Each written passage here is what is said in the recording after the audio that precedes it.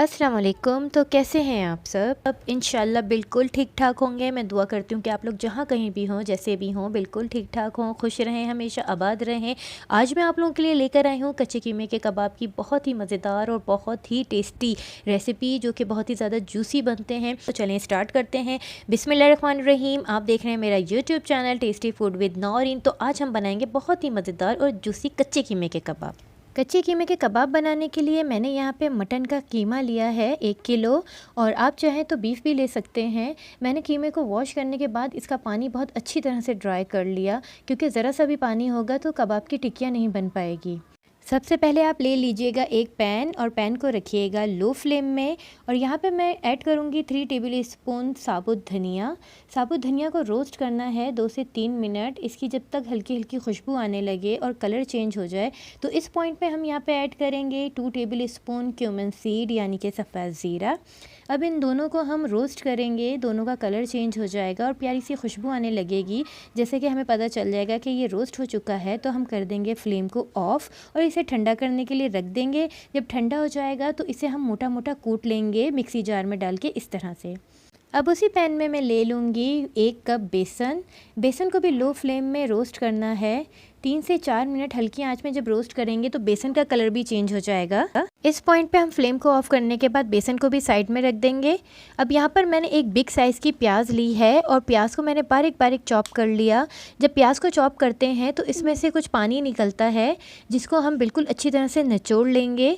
इसके लिए आप एक मलमल का या नेट का कोई भी कपड़ा ले लें और तमाम तर प्याज इसमें ऐड करें।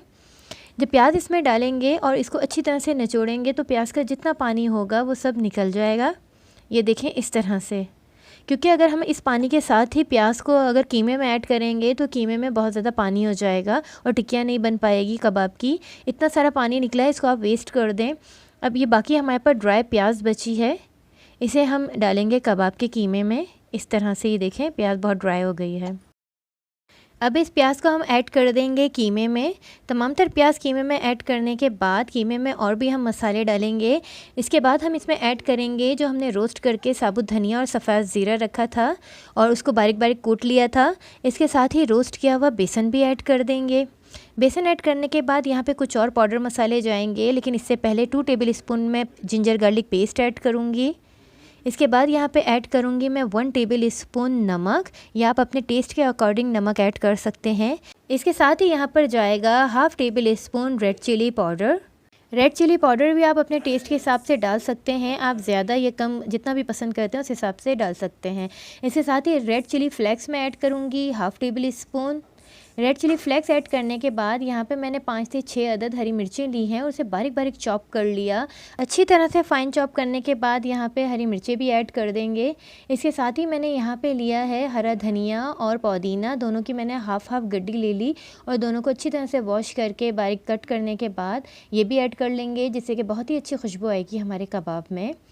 अब इन तमाम तरह चीज़ों को मिक्स करेंगे। इसके अलावा इसमें और भी मसाले डलेंगे। मिक्स करने के बाद यहाँ पर मैं ऐड करूँगी 1 teaspoon black pepper powder. Black pepper powder के साथ ही मैं यहाँ पे ऐड करूँगी 1 टीस्पून चाट मसाला। ये होममेड चाट मसाला है। मेरे चैनल में होममेड चाट मसाले की कंप्लीट रेसिपी मौजूद है, आप चाहें तो मेरे चैनल पे जाके चेकआउट कर लीजिए, या मैं डिस्क्रिप्शन बॉक्स में इसका लिंक भेज दूँगी। अब यहाँ पे मैं ऐड करूँगी 1 अंडा, और अंडे से कबाब बाइंडिंग करने में बहुत ज़्यादा हेल्प मिलती है, इसलिए अंडा डालना बहुत ज़रूरी है। अंडा ऐड करने के बाद अब इन तमाम तर चीज़ों को हम अच्छी तरह से मिक्स कर लेंगे।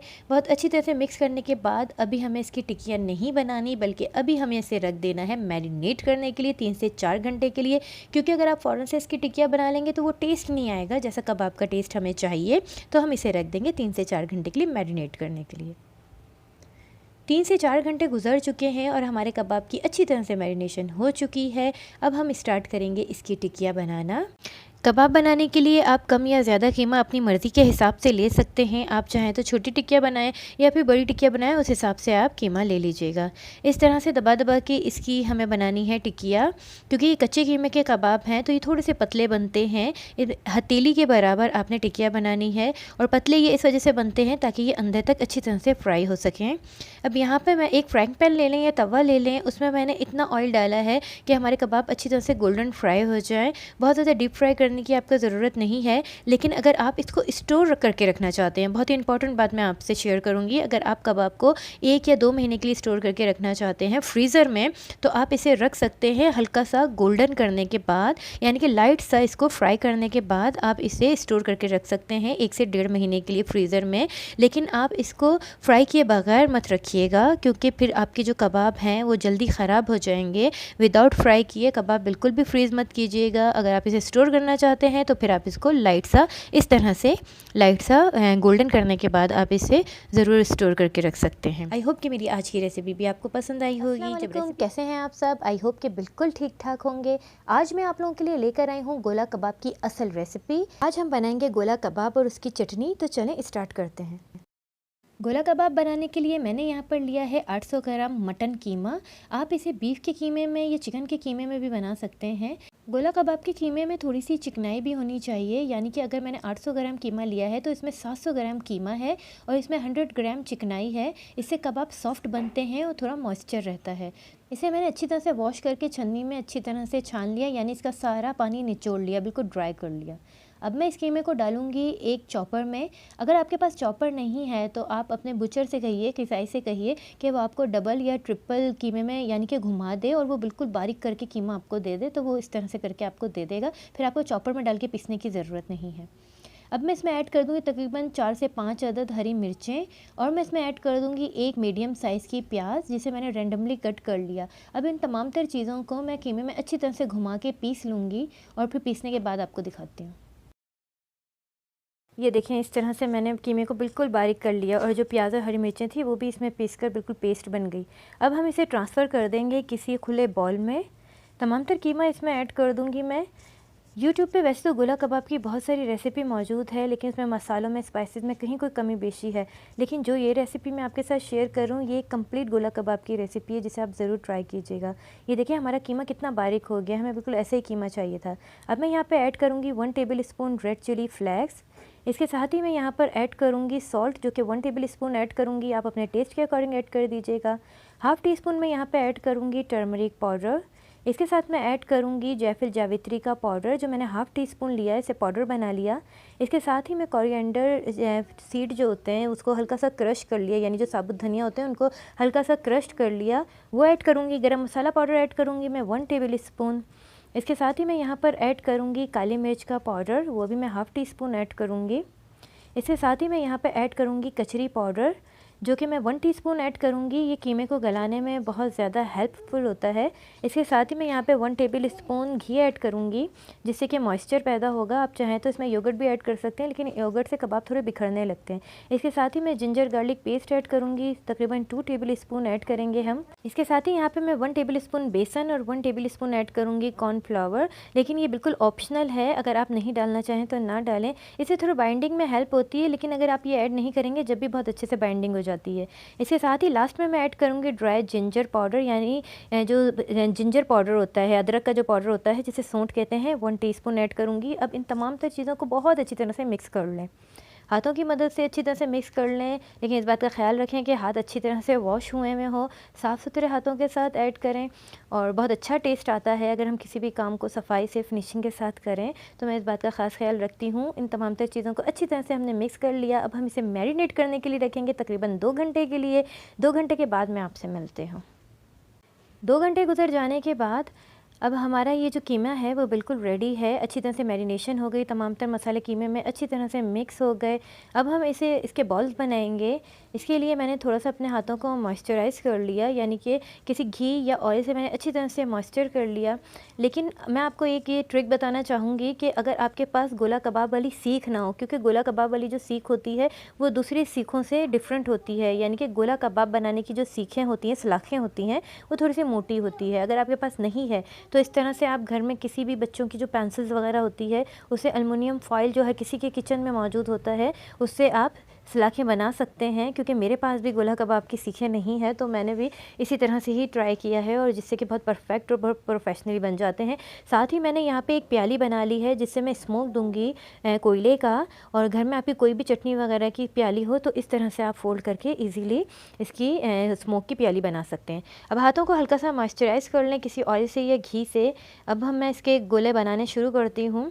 इस तरह से आप ले लें, चाहे अगर बड़ा बनाना है आपको तो ज़्यादा कीमा लें, अगर थोड़े नॉर्मल साइज़ के बनाने जैसे मैं बना रही हूँ तो दरमियाना थोड़ा सा यानी कि इस हिसाब से कीमा ले लें। इस तरह से इसे डालने के बाद हाथों की मदद से हल्का हल्का पुश करते रहें, दबाते रहें। देखें इस तरह से थोड़े से हाथों की मदद से आपको घुमा के सेट करना पड़ेगा क्योंकि ये बहुत सॉफ्ट है। इस तरह से तमाम तर कीमे के कबाब बना लीजिए।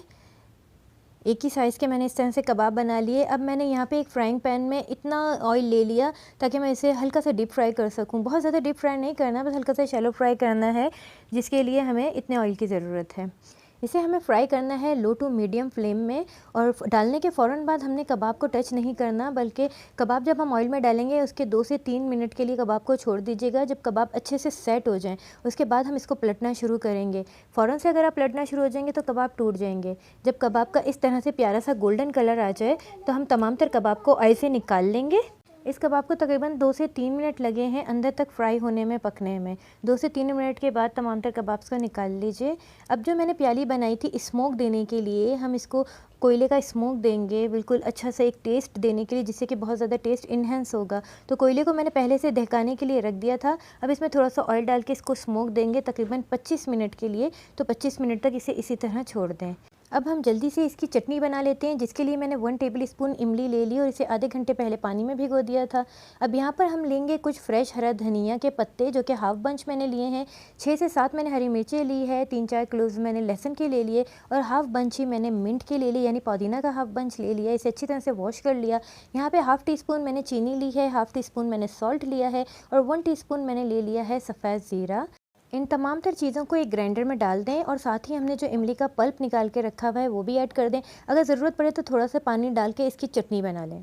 देखें कितनी झटपट में हमारी चटनी बनकर तैयार हो गई, जो कि गोला कबाब का मज़ा डबल कर देगी।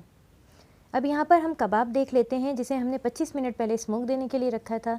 कबाब भी बिल्कुल रेडी हैं। अब इसे हटा के अब हम इसे डिश आउट कर लेंगे। हमारा बहुत ही मज़ेदार गोला कबाब बिल्कुल बनकर रेडी है। आई होप कि आपको ये रेसिपी बहुत ही ज़्यादा पसंद आई होगी। अब नेक्स्ट वीडियो तक के लिए मुझे इजाज़त दीजिए। अल्लाह हाफ़िज़।